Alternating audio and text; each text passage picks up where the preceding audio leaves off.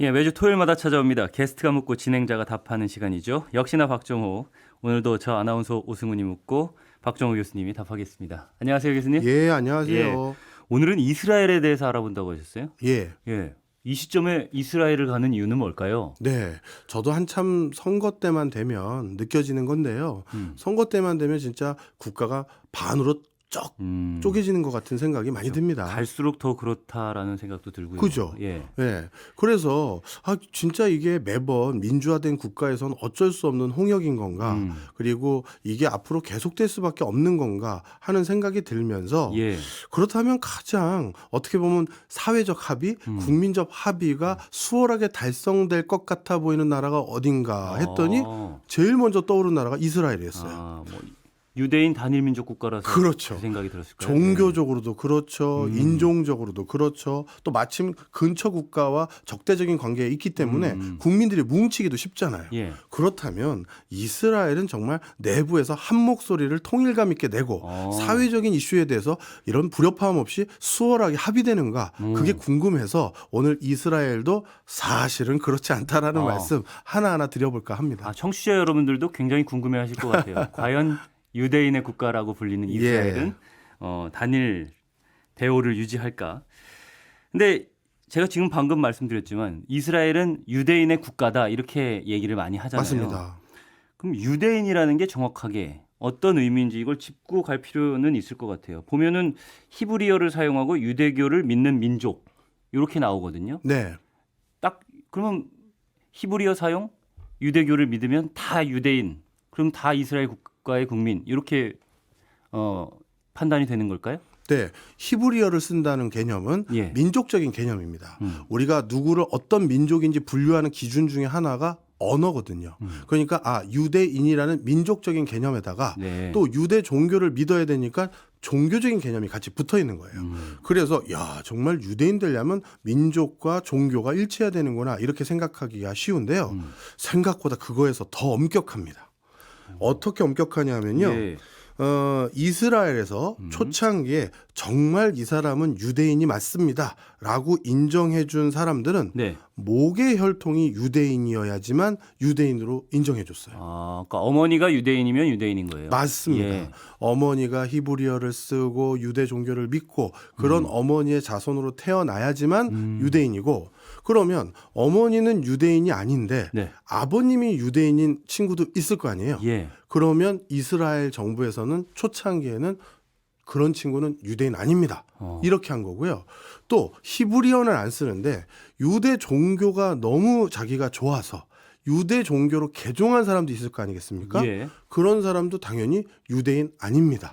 이렇게 분류했던 것이죠. 그럼 어머니가 유대인이어야 하고 네. 유대교를 믿어야 하고 이 두 가지가 충족이 돼야만 초창기에는 유대인이라고 불렀다. 맞습니다. 네. 유대 종교법에는 할라카라는 개념이 있는데 네. 이 개념을 추종한 것인데요. 어머니 쪽 혈통만 따르다는 것이 바로 할라카의 유대 어떻게 보면 계시고요. 네. 그런데 사실 이스라엘 내부에서도 이 종교적 해석 말고 아니다. 아버지 혈통도 괜찮아 라고 하는 또 그런 뭐랄까요? 해석을 하는 또 그런 계열도 있어요. 예. 그런데 초창기에는 그래도 아주 엄격한 기준이라고 할 수 있는 목의 혈통만 인정했던 게 유대였죠. 초창기라고 하면 언제부터 언제까지를 얘기하는 거예요? 이스라엘 국가가 1948년인가요? 네. 그때 만들어졌잖아요. 맞습니다. 네. 그때부터 1970년까지 어떻게 보면 이스라엘이라는 땅이 유대인의 국가로 만들어졌으니 전 세계 여기저기서 일로 이주해 넘어오세요라고 했을 거 아니겠습니까? 예. 그러면 전 세계 여기저기서 핍박받았던 유대인들 중에서 저도 글로 가겠습니다라고 하는 사람도 있을 텐데 그걸 어떻게든 뭐 선별을 해야 될 거 아니에요. 예. 무작정 다 받아줄 수는 없으니까요. 그렇죠. 그럴 때 그 선별하는 기준을 방금 말씀드렸던 70년 전까지는 철저히 목의 혈통만 확인하고 어머니가 유대인 맞으세요? 맞네요. 들어오세요. 이렇게 된 거죠. 네. 이게 이스라엘이 그럼 만들어질 때 어떤 법으로 그걸 제정을 했나요? 네, 그게 귀한법이라는 겁니다. 이걸 우리나라로 표현하면 이민법 같은 거죠. 근데 이민이라고 하면 네. 다른 데서 원래 살던 사람이 일로 넘어오는 개념에 더 가깝잖아요. 그렇죠. 그런데 귀한은 뭐겠어요? 원래 여기는 우리 땅이야. 원래 우리 땅으로 돌아오는 걸 이민이라고 할 수는 없잖아요. 그래서 이름을 귀한, 다시 돌아올 수 있는 법, 이렇게 이름을 정한 건데 실질적으로는 이민법인 거예요. 그래서 외국에 살다가 일로 넘어오는 사람들에게 초창기 정착할 수 있는 여러 어떤 기반을 제공해 줄 뿐만 아니라 초창기 바로 와서 생활할 수 있는 터전을 만들어 주는 거, 그리고 누가 들어올 것인지에 대한 그 기준을 정하는 거, 이게 바로 귀환법을 통해서 한 건데요. 이 귀환법이 특히 이스라엘에서는 무엇보다 중요했습니다. 왜냐하면 국가가 초창기 48년도에 독립했을 때만 하더라도요. 예. 이스라엘, 그러니까 유대인들이 거기 살고 있던 팔레스타인인들보다 숫자가 더 적었어요. 예. 그러다 보니까 빨리 받아서 자기네들 숫자를 늘리고 싶은 욕구도 강했지만 아무나 다 받을 수는 또 없고 유대 국가로 돌려받겠다고 이걸 받은 것이니 예. 그래서 그것 때문에 이 귀환법을 어떤 기준으로 할지에 초창기에 정말 갑론을박이 많았다고 하더라고요. 어쩌면 이민, 그러니까 다른 나라에 흩어져 살던 사람들이 다시 이스라엘 국가로 새로 만들어진 이 국가로 들어와서 살 수 있는 권리, 그리고 뭐 투표권이라든지 이런 것들을 행사할 수 있는 시민권 같은 예, 그런 역할을 한 거군요. 맞습니다. 알겠습니다. 근데 만약에 어머니가 유대인이라고 주장은 하는데 네. 그거를 어머니가 유대인인지 확신할 수 없겠는데 하는 사람들도 있을 거 아니에요. 예, 맞죠. 이 1차, 2차 세계대전이 있었으니까 서류가 없어졌거나 아니면 어머니와 나와의 관계를 입증할 수 있는 어떤 근거가 없을 때는 예. 정말 난감할 수밖에 없겠죠. 그런데 초창기 이스라엘이 얼마나 모계 혈통을 중시했는지를 확인할 수 있는 게 네. 그렇게 증빙 서류가 부족했을 경우에는 어떻게 하도록 권고했냐면요. 권고가 아니라 의무사항이에요.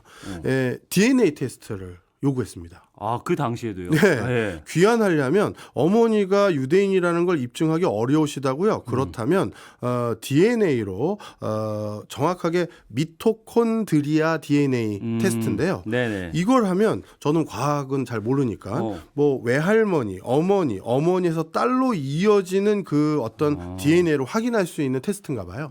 제가 그럼 설명을 좀 드릴까요? 네. 저는 이제 과학을 전공했으니까 우리가 수컷과 암컷, 그러니까 네. 동물들의 경우에도 마찬가지로 수컷과 암컷이 다음 세대를 만들 때에는 핵이 감수 분열이라는 걸 예. 통해서 염색체가 반으로 갈라지잖아요. 예. 반씩 해가지고 하나로 합쳐진 다음에 그게 핵이 되잖아요. 예. 핵이 분열을 한단 말이죠. 예. 그런데 엄마의 핵 밖에도 예. 미토콘드리아라는 게 있는데 핵 예. 밖에 예. 핵 밖에 미토콘드리아라는 게 있는데 거기에도 DNA가 들어 있는 거예요. 예. 염색체가 있어서. 그러면 엄마 거의 DNA는 그대로 가는 거죠. 핵 밖에 있는 미토콘드리아에서는 예. 엄마의 DNA가 그대로 몰려 받아지는 거고 핵 속에 있는 DNA만 반쪽만 오는 거예요. 핵 밖에 있는 미토콘드리아에 있는 그대로 DNA는 오니까. 있는 그대로 오는 거예요. 그거를 분석하면 엄마의 DNA랑 같은지 아닌지 볼 수 있는 그런 겁니다. 그래서 미토콘드리아 DNA 테스트 했다는 거군요. 그렇죠. 예. 이제 저도 이해가 됐네요. 저도 뭐 이거는 찾아볼 생각도 못 했는데. 상부상조가 되는 거네요. 예, 이게. 좋네요. 이런 어려운 용어는 저는 잘 안 찾아봅니다. 자, 그래서 예. 요걸 통해서 유대인이 맞습니다라고 그나마 확인이 되면 그래야지만 이스라엘로 귀환을 할 수가 있게 된 거고요. 어떻게 보면 귀환법이 처음 만들어진 게 1950년 7월부터인데 이때부터 전 세계에서 유대인으로 인정받고 여기 오고 싶었던 사람들 중에서는 나중에 이 DNA 테스트가 개발된 뒤에는 이거라도 거쳐서요 모계 혈통이라는 걸 입증해야지만 올 수가 있었던 거예요. 근데 진짜 대단하다는 생각이 들어요. 우리 국가의 국민인지 아닌지 이걸 판단하는 방법으로 DNA 판별법까지 동원을 한다고 하니까 정말로 엄격하게 그걸 관리를 한 거군요. 그렇죠. 그리고 이렇게 관리하고자 하는 주체도 또 놀라운데요. 이게 우리로 따지면 뭐 이민청이라든가 아니면 노동부라든가 법무부, 우리는 이민은 법무부에서 아마 관장할 것 같은데 그런 데서 하는 게 아니라 최고 랍비청에서 합니다. 랍비청이요? 예. 랍비청이라는 게 정부의 공식 기관이에요? 예, 맞습니다. 근데 랍비라는 거는 예. 제가 어렸을 때부터 알기로는 약간 종교 지도자 같은 그런 느낌 아닌가요? 네. 목사나 신부 뭐 이런 것처럼. 저도 그런 줄 알았었어요. 그런데 아니에요. 실제 이 유대인 친구들이나 뭐 현지를 방문해 보고 나서 제가 완전히 가졌던 선입견이 깨졌는데요. 우리가 불교에서는 스님, 그다음에 기독교에서는 목사님, 예. 그다음에 성당에서는 카톨릭에서는 신부님. 네. 그거와 똑같이 유대인은 그럼 유대교는 랍비님. 랍비. 그 개념이 아니었어요. 즉 랍비는 성직자가 아닙니다. 아 그렇군요. 예. 예. 랍비를 뭐라고 우리가 이해하면 제일 비슷한 단어로 설명할 수 있냐면요. 예. 선생님. 그리고 이게 표현이 맞는지 모르겠는데 전 그런 느낌이 제일 많이 받아졌거든요. 네. 그 동네에서 무슨 문제 생기면 딱 지도해주고 해결해주는 이장님? 새마을운동 지도자? 새마을운동 지도자. 저는 그냥 그 단어가 제일 먼저 생각났어요. 새마을운동. 예, 연식이 나오네요. 아저씨 새마을운동 지도자님. 예. 그래서 근데 뭔가 어떤 의미인지는 알겠어요. 예. 예. 뭔가 단체로 뭐 할 때도 자 일로 오십시오 하고 뭐 하고 예. 진두지휘하고 그쵸. 그런 역할을 하세요. 아 그렇군요. 성직자가 아니라. 예. 그러면 더 이해가 안 되는 게 예. 선생님들이 모여서 고위 관청 하나를 만들었다라는 것도 잘 이해는 안 되거든요. 그죠. 그래서 저도 참 이게 우리랑 사회 통념이 다르고 사회 시스템이 다른 국가를 이해하는 게 정말 참 쉽지가 않더라고요. 우리가 알고 있는 단어로 그걸 환원해서 생각을 해야 되는데 예. 그 개념이 없을 때가 있거든요. 근데 랍비는 어떻게 되냐면요. 일단 초정통파 랍비는 어떤 의미에서 또 공무원이에요. 왜냐하면 국가에서 월급을 받거든요. 예, 종교부라는 밑에 그 랍비청이 있는데 네. 그 랍비청에서 랍비들이 인정받은 랍비가 있고 예. 또 그렇지 않은 랍비도 있어요. 그 초정통파 랍비는 인정받은 랍비로 랍비청에서 근무를 하고요. 개혁파라고 해야 되나 신진사대부라고 해야 되나 이런 랍비들은 또 랍비청에 등록되지 않는 랍비인데 랍비이긴 합니다. 아까 선생님이라는 말씀을 하셨으니까 선생님을 비유로 하면 예. 정식 선생님. 그러니까 교육부에 등록된 그렇죠. 선생님은 정식 랍비고. 그 공립학교 선생님이죠. 그렇죠? 예. 공립학교. 그러면 사립학교 선생님이라든지 아니면 학원 선생님 같은 경우에는 그렇죠. 그러면 그건 또 다른 랍비가 있고요. 랍비. 그렇게 생각하면 되는군요. 그래서 이 그 등록된 랍비는 월급을 받고 그다음 하는 일도 종교만 관장하는 게 아니에요. 일단 이스라엘 내부에 유통될 수 있는 식품인지 아닌지 인증하는 거. 예. 우리 유대인들도 못 먹는 음식이 있잖아요. 그러다 보니까 그 식품 인증하는 식약청 역할 같은 것도 일부 랍비청에서 하고요. 예. 그다음에 사망하거나 출생하거나 결혼하거나 이런 것들에 대한 행사를 관장하기도 하지만 그걸 법적으로 인정해 주는 거 있죠. 혼인 신고 이런 것도 받아서 그렇죠. 맞습니다. 그것도 랍비청에서 하고요. 그다음에 이것뿐만 아니라 종교적인 다른 판단들도 랍비청에서 해요. 그러니까 관공서에 있는 공무원 역할도 하지만 그 공무원이라는 게 원래 법에 근거해서 활동해야 되는데 랍비청의 근거는 종교예요. 그러니까 종교가 실생활도 지배하는 국가이다 보니 일정 부분이 그렇게 되는 거죠. 그러니까 국민들의 실생활이 종교와 직접적으로 연관이 있을 수밖에 없는 곳이기 때문에 종교와 관련된 분들이 청을 만들어서 정부 기관 역할을 하는 거군요. 그렇습니다. 그게 공식적인 국가 기관이기도 그렇죠. 하고요. 이제 알겠어요. 국가 기관이지만 또 종교적인 성격도 가지고 있고. 그러면 이 랍비청에서 어쨌든 우리 국민인지 아닌지를 판단을 해줬다는 거잖아요. 그렇군요. 그럼 유대인 여부를 지금도 이렇게 엄격한 잣대로 확인을 해요? 그때는 1948년에 새로 국가를 만들 때는 그랬다 치죠. 지금도 그렇습니까? 지금은 아니에요. 지금은 사실 많이 바뀌었습니다. 그 이유가 있는데요.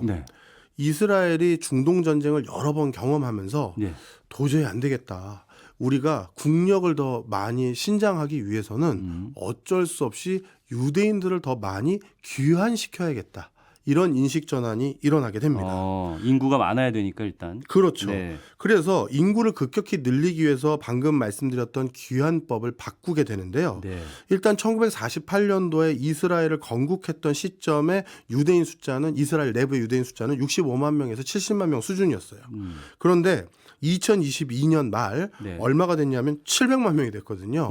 이 10배가 늘어났다는 건 그동안 어떻게 했던 거냐 하면 순수 유대인이라고 분류됐던 모계 혈통만 우리가 받아들였던 게 아니라 저는 이런 표현을 쓰는데 반계 유대인, 즉 과거에는 유대인으로 인정하지 않았던 아버님만 전 유대인인데 그래도 받아주시나요?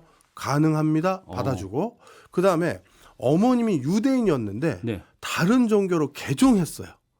그런데 다시 이스라엘로 들어오면 내가 종교 다시 유대교 믿을게요. 이런 사람도 받아들이고 이런 식으로 뭔가 예전보다는 어떻게 보면 유대인으로 인정하는 범주를 한껏 더 늘려놓은 거죠. 이렇게 되면서 어떻게 보면 이스라엘 국민 숫자가 급격히 늘게 됐고 예. 이런 변화는 사실은 본인들의 국력을 어떻게든 유지해야 된다라는 어떤 그 강박 속에서 만들어진 건데요. 그렇다면 아까 우리 랍비 잠깐 공부했는데 그 초정통파 랍비 예. 오죽하면 정통파 랍비도 아니고 초정통파 랍비라고 부르겠어요. 예. 이분들은 이 그 귀환법 개정에 찬성했겠습니까? 예, 반대했겠죠. 싫어해요. 예.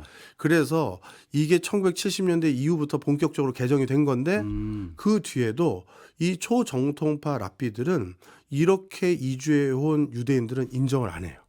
그들이 결혼하겠다고 와서 결혼한 거 저희 등록하러 왔는데 해도 본인들이 법으로는 그게 분명 해주게 되어 있는데 우린 안 해. 이렇게 해버리는 거예요. 그러니 아니 법을 집행하는 공무원 성격을 하고 있는 랍비청의 랍비들이 법에서 바뀌어서 그렇게 하라고 해놨는데 네. 그걸 스스로 부인하고 우린 안 해 하는 건 종교적인 영역의 성격도 혼재하고 있는 거죠. 그러면 초정통파 랍비들은 그 랍비청의 중요 요직들을 다 차지하고 있을까요? 초정통파 랍비만 랍비청에서 근무할 수가 있어요. 아. 개혁파라든가 예. 그다음에 온건파라든가 이런 랍비들은 그 랍비청에서 근무를 못 해요. 아, 그럼 법이 개정돼도 실질적으로 법을 집행하는 사람들은 그렇죠. 초정통파 랍비들이니까. 그렇죠. 예, 법이 제대로 집행될 가능성이 이가 없는 거였죠. 낮기도 하겠네요. 예. 그러다 보니까 이스라엘로 귀환한 유대 민족들 중에서는 여기에 대해서 불만이 너무나도 많았고요. 특히 최근 들어서 예. 급격하게 많이 받아들였던 유대인들이 어느 쪽이냐면 러시아계 유대인들하고 예. 동유럽계 유대인들을 많이 받아들였어요. 그런데 이스라엘 정부 차원에선 이들을 많이 받을 수밖에 없는 이유가 있었어요. 왜냐하면 이들이 유럽 각지에서 여전히 유대인으로 계속 탄압받고 있었거든요. 그러니 탄압 피해서 오겠다는데 예. 부계라는 이유만으로 안 받아주는 건 말이 안 된다. 그게 이제 정부의 입장이었고, 예. 근데 초정통파 랍비청에 있는 사람들은 안 된다라고 했는데 결국은 이제 뭐 투표를 했으나 만장일치로 그렇게 바꾸기로 해서 받아들이기로 했고요. 그러면 초정통파 랍비는 굉장히 초정통파는 적겠네요. 인구 비율로만 네, 보면. 생각보다 초정통파 랍비를 추종하는 세력이 많다라고 할 수는 없어요. 네. 그럼에도 불구하고 주요 요직들을 차지하고 있기 때문에 그렇죠. 영향력은 막강하고. 예. 그런 상황 때문에 하여튼 지금도 이스라엘 내부에 어렵게 귀환 와서 이민 와서 살고 있는 사람들은 여전히 마치 우리나라 정치 때 선거 때처럼 네. 옥신각신 하는 것처럼 여전히 옥신각신 하더라고요. 그러니까요. 이게 65만에서 70만 정도였는데 700만으로 늘면 네. 그 어쩌면 비율이 정통 유대인, 그러니까 모계 혈통의 유대인이 아닌 그런 사람들이 훨씬 더 많은 비율을 차지하게 되지 않았을까? 그러면 자연스럽게 인구 비율 면에서도 좀 갈등이 이전보다는 많아지는 양상을 보일 수밖에 없겠다라는 생각이 들긴 하네요. 네, 맞습니다. 그래서 지금은 유대인의 손자녀든 유대인의 배우자든 유대인의 자녀의 배우자까지도 귀환할 수 있도록 해줬거든요. 최근에는요. 그러다 보니까 이들까지도 그러니까 유대인 자녀의 배우자면 그 사람은 유대인도 아니고 유대교도 안 믿을 거고 그런 사람도 배우자니까 나랑 같이 살아야 되는 거 아니냐. 이걸 다 받아주니까 어찌 보면 지금 이스라엘 내부에서는 꼭 이스라엘은 유대인의 국가 이렇게 말하는 성립이 깨진 거죠. 알겠습니다. 우와. 오프닝에서 교수님 이런 말씀하셨잖아요. 예. 그 초정통파 유대인들은 반개 유대인들을 고이라고 부른다. 예. 이렇게 취급하면서 이방인으로 취급하면서 사회 문제로 떠오르고 있다라고 말씀을 하셨는데 네. 고이는 뭐 어떤 뜻이에요? 예. 고이는 히브리어로 이방인이란 뜻입니다. 이방인이라는 뜻이군요. 예, 특히 종교적 이방인을 뜻한다고 하더라고요. 예. 자, 그러다 보니까 쉽게 얘기해서 국가의 법적 절차에 의해서 합법적으로 이스라엘로 귀환한 유대인들을 초정통파 랍비들과 그들을 추종하는 사람들은 여전히 고이라고 부르면서 이방인 이렇게 지칭하는 것이니 우리가 보기에 그 똘똘 뭉친 그 유대인으로 똘똘 뭉친 이스라엘도 사실 그 내부에서는 어떻게 보면 선골 진골 따지고 있고 네. 난리가 아닌 거죠. 아, 특히 이 고이라고 불리우는 이스라엘 내부에 살고 있는 유대인들이 처음에 숫자가 적었을 때는 예. 거기에 대해서 뭔가 뭐랄까요 불평불만을 못했겠죠. 근데 자꾸 법이 바뀌어서 더 많은 사람들이 급속도로 들어오다 보니까 이제 목소리를 내기 시작했어요. 고의가 더 많아지니까 이제. 왜 우리를 그렇게 부르냐? 음. 우리를 그렇게 부르고 일상생활에서 이렇게 차별하는 거 당장 그만둬라. 이렇게 얘기하기 시작했고요. 실질적으로 아까 일부에서 말씀드렸던 것처럼 예. 결혼할 때도 합법적으로 인정해주고 이런 것들 빨리 좀 해달라. 이런 것들에 대한 목소리가 높아지고 그래서 법으로는 인정해주지만 종교적으로 인정해주지 않는 거. 그리고 더 황당한 건 고의라고 불리우는 사람들은 네. 유대인 공동묘지에 묻히지도 못해요. 그러니 이런 것들에 대해서 어떻게 보면 법과 제도는 바뀌었지만 사회 통념이 안 바뀐 거. 이거에 대해서 지금도 계속 싸우고 있죠. 그러면 법과 제도는 바뀌었는데 그에 합당한 집행을 하지 않는다 그러면 소송 같은 것들도 굉장히 많이 일어나지 않을까요? 그럴 수 있죠. 그런데 이 어떻게 보면 종교가 지배하는 곳에서는요. 네. 소송을 해봤자 소용이 없는 경우들이 너무나도 많아요. 왜냐하면 저도 이게 이 유대 쪽에서는 제가 지금 그걸 직접 목격한 건 아니라서 예. 사우디아라비아에서 본 거를 말씀드리면 법에서는 이미 허용을 했어요. 네. 그래서 그냥 일반적인 경찰은 그거에 대해서 잡질 않아요. 그런데 종교법에 의거해서 종교적으로 위법한 행위를 하는 건지를 확인하는 종교 경찰이 따로 있어요. 아, 종교 경찰이라는 게 따로 있다고요? 네. 예. 그래서 그 종교 경찰은 잡으러 다녀요. 아. 이게 참 종교가 굉장히 뭐라 할까요? 아주 공고한 국가들에게서 일어나는 현상인데요.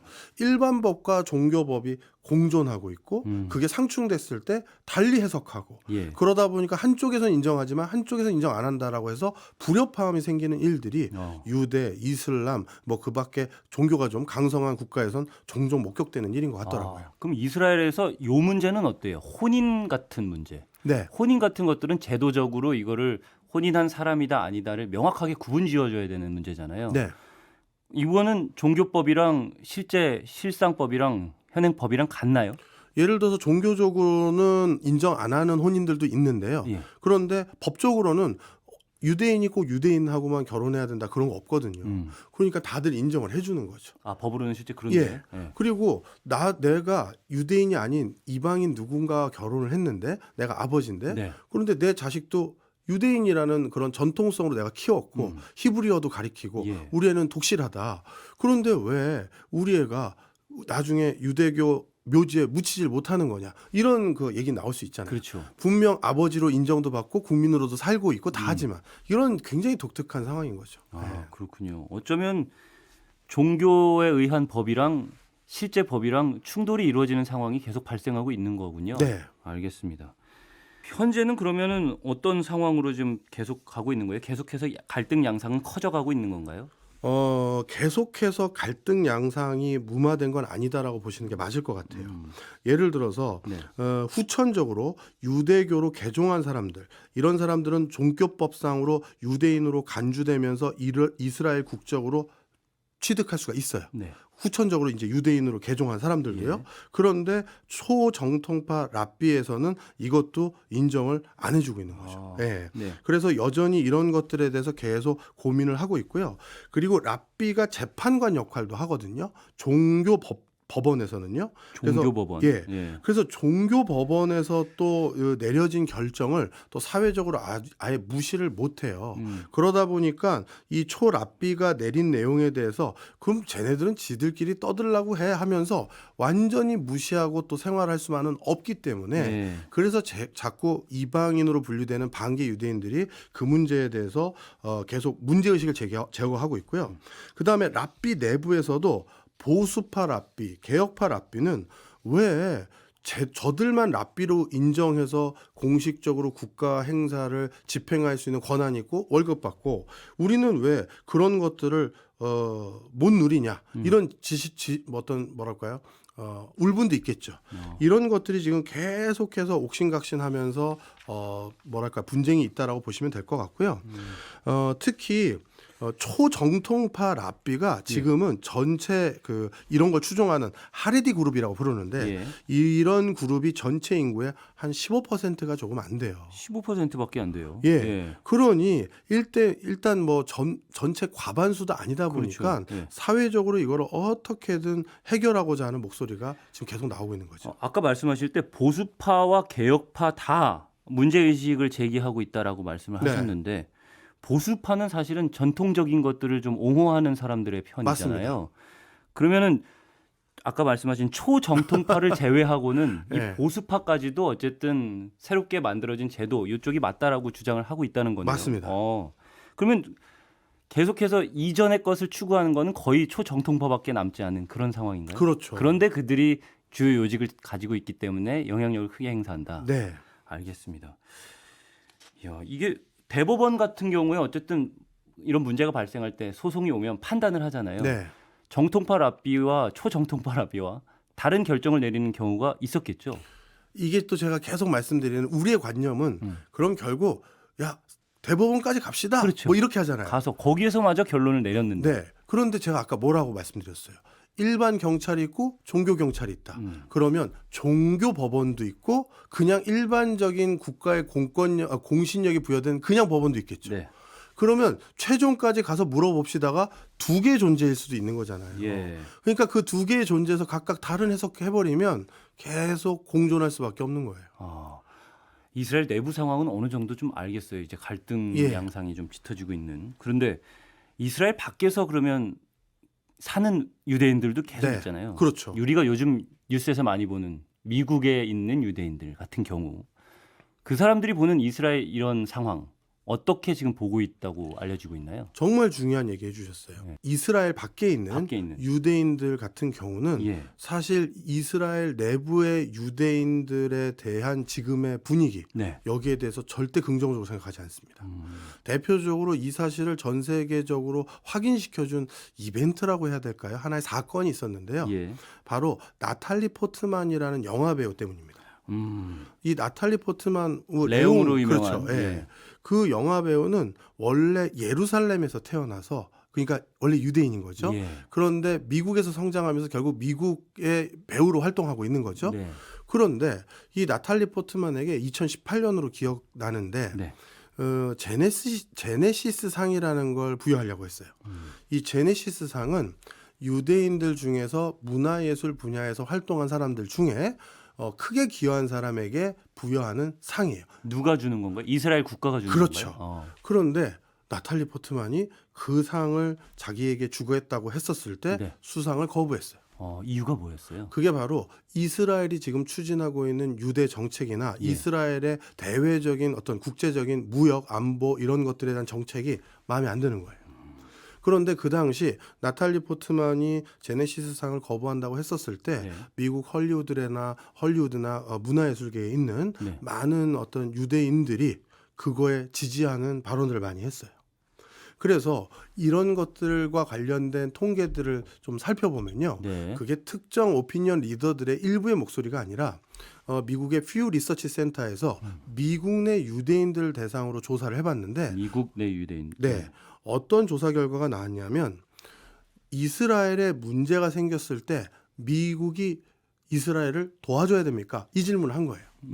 그런데 미국 내 유대인들이 무조건적으로 도와줘야 된다라고 설문조사에 응답한 사람은 예. 40% 수준밖에 안 되고요. 네. 나머지 60% 가까이가 반드시 그럴 필요 없다. 그리고 전혀 그럴 필요 없다. 이런 식으로 오히려 부정적이거나 중립에 가까운 의견들을 훨씬 더 많이 냈어요. 이스라엘이 위기에 처했을 때 미국이 꼭 도와줄 필요는 없다. 없다. 이렇게 얘기를 한 거죠. 왜냐하면 이스라엘 내부에서 초정통파의 그 어떤 뭐랄까요?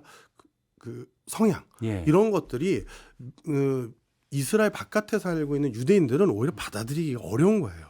너무 옛날 방식이다 뭐 이런 식의 판단일까요? 그렇죠. 사실 외국에서 몇 대에 걸쳐서 살다 보면요. 예. 그런 일들이 많지 않겠어요? 아버지인 나만 유대인이고 내가 사랑하는 배우자는 알고 봤더니 우연히 유대인 아닌 사람과 만났어요. 그런데 아들도 그런데 유대인으로 내가 기르고 있어요. 그런데 그런 아들을 인정해주지 않는 저 이스라엘 자기들의 모국에 해당되는 국가의 정책기조 거기 당연히 마음에 들어하지 않겠죠. 예. 그러다 보니까 외국에서 사는 사람들은 훨씬 문화적이고 실질적으로 인종적으로 다양하게 섞여서 살 수밖에 없는 사람들이 자신들의 마음의 고향이자 종교적 고향인 이스라엘에서 자기를 부정하는 듯한 정책들을 자꾸 입안에서 적용하는 걸 싫어하는 거예요. 무슨 말인지 좀 이해는 되고 있어요. 네. 근데 완벽하게 이해는 안 되는 게 그렇다면 이스라엘 밖에서도 어쨌든 이스라엘의 정통성 이런 것들을 강조해야 한다라고 주장하는 사람들도 있을 거 아니에요. 네. 그런 사람들의 목소리는 어쨌든 전달이 돼서 정통파가 더 힘을 갖게 하는 그런 방식으로 영향을 미치는 건 없나요? 오히려 그냥 미국을 가지고 얘기를 드리겠습니다. 미국에서 이스라엘의 초정통파라든가 이스라엘의 정책 기조에 더 긍정적으로 찬동해주고 지지해주는 세력은요. 네. 미국 내에 살고 있는 유대인들이 아니라 미국 내에 있는 보수적인 성향의 기독교인들이 더 많아요. 이 사람들이 오히려 초정통파 유대인들 또 아니면 지금 이스라엘이 추구하고 있는 그 행보에 오히려 지지를 하는 게 그러니까 쉽게 얘기해서 순수 미국인들이지 미국 내 유대인들이 아니에요. 그런데 이게 또 왜 이렇게 전개되는지를 또 살펴본 문헌들이 있더라고요. 예. 이스라엘 대사로 재직하다가 오신 분이 쓴 책이라든가 이런 데를 봤더니 네.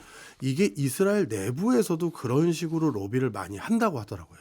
무슨 소리냐면 이런 겁니다. 예를 들어서 미국에 살고 있는 유대인이 전체 유권자에서 차지하는 비중은 한 2%밖에 안 돼요.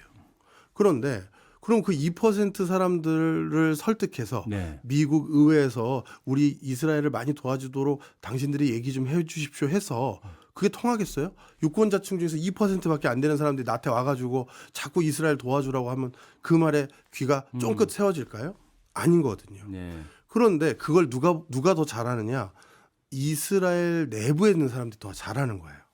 그런데 미국에서 보수 성향의 네. 강경 기독교주의자들을 가만히 봤더니 전체 유권자에서 20%가 넘는 숫자고 네. 그들은 강경 노선이다 보니까 목소리를 많이 내요.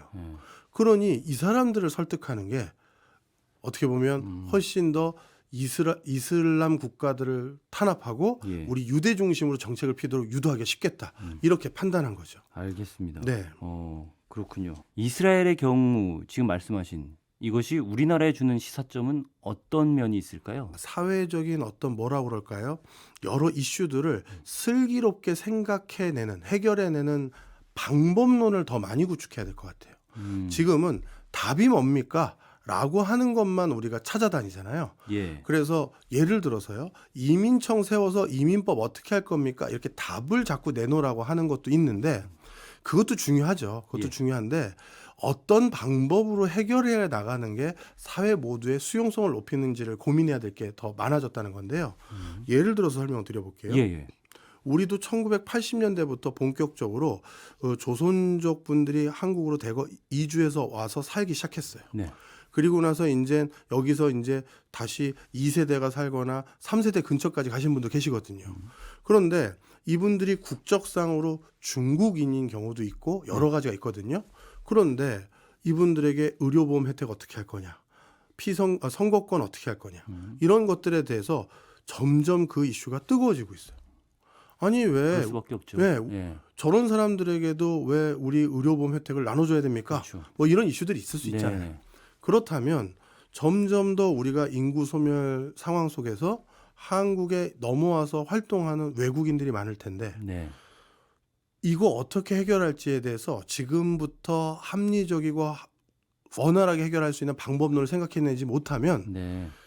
몇천 년 동안 같은 종교와 같은 언어를 가지고 살아왔던 사람들도 모여 살기 시작하면서 또 딴 생각을 갖기 시작한 게 이스라엘인데 예. 이거 뒷감당 어떻게 할 거냐. 그게 이제 걱정인 게 하나 있고요.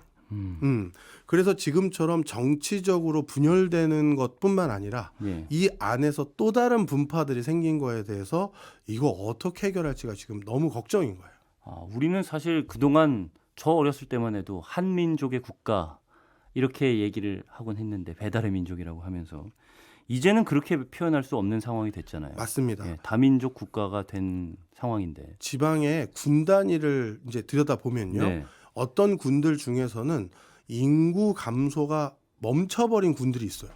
아니 세상에 이 군에서는 인구 감소가 이제 멈췄네? 그럼 지방 소멸이 이제 잘 해결됐나? 확인해 보면요. 네. 그 군은 공교롭게 산업단지가 많아서 열대 개 있어가지고 외국인 근로자들이 대거 유입된 거예요. 그러다 보니까 인구 감소 추세가 잠시 멈춰버린 거죠. 그러니 이게 서울보다 지역으로 가면 훨씬 더 다인종, 다문화 사회가 돼버린 거죠. 예.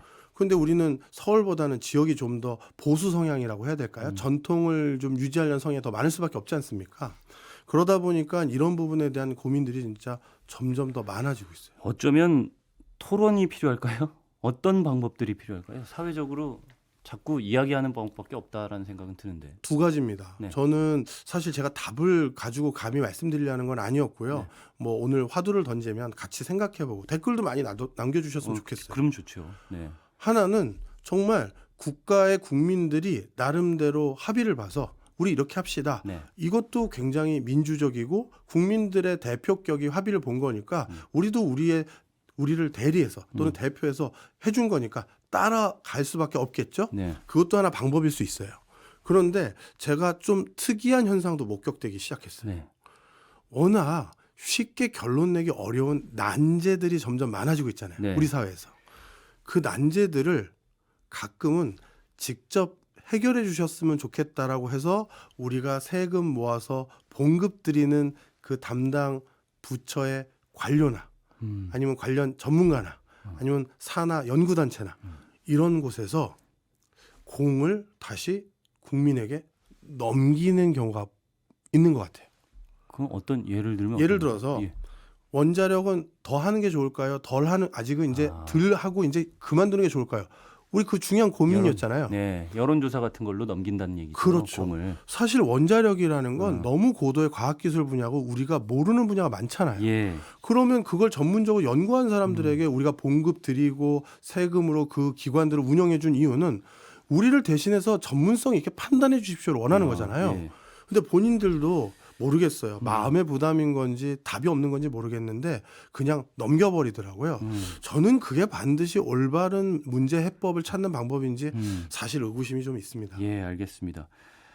좋은 말씀해 주신 것 같아요. 앞으로는 이제 다문화 사회로 이미 진입을 했고 다문화 사회가 됐기 때문에 갈등이 많아질 요소가 많아졌다. 네. 그렇기 때문에 이스라엘의 경우를 참고해서 슬기롭게 해결해 나가는 방법을 찾을 때다. 네. 이렇게 정리를 하도록 하겠습니다.